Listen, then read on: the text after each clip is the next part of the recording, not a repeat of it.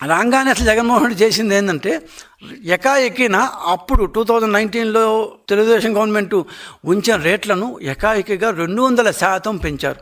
దానికి ఆయన చెప్పింది ఏంటంటే 200% కానీ రేట్లు పెంచితే ఇంక నుంచి మద్యం ముట్టుకోరు తాగరు అని. అది ఏమి ఐడియాలజీనో మాకు అర్థం కాల. సరే, సో రేట్లు పెంచారు.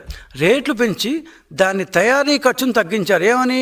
అంతంత నాణ్యమైన అవసరం లేదు, మామూలు చీప్ లిక్కర్ తయారు చేసి దానికి ఒక బ్రాండ్ పెట్టి ఒక పేరు పెట్టి ఇచ్చేయండి అన్నారు. మరి పేర్లు ఎట్లా అన్నారు? ఏముంది పేర్లు? బ్రహ్మాండమైన పేర్లు పెట్టినారు.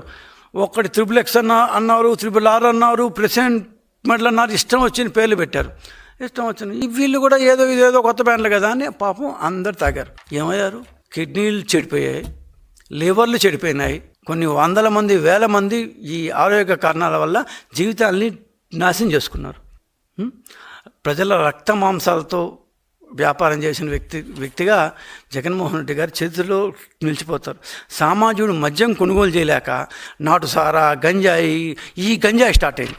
సో ఎప్పుడైతే దీనికి ఎక్కువ ఇదైపోయిందో అందుకని గంజాయిని ప్రోత్సహించడం ప్రారంభించారు. గంజాయి కూడా దాన్ని ఉంటారు కంటిన్యూ అయింది. మత్తు పదార్థాలకు బానిసై గంజాయి లాంటి పదార్థాలకు దాదాపు 1500 మంది ఆత్మహత్య చేసుకున్నారు. దేశంలో ఎక్కడైనా కానీ మద్యంలో ఆల్కహాల్ ఉంటుంది. C2H5OH అంటారు అన్నమాట. ఇథైల్ ఆల్కహాల్ అంటారు, ఉంటుంది. కానీ జే బ్రాండ్స్, అప్పట్లో తయారైన జే బ్రాండ్స్లో మాత్రం పైరోగలాల్, డై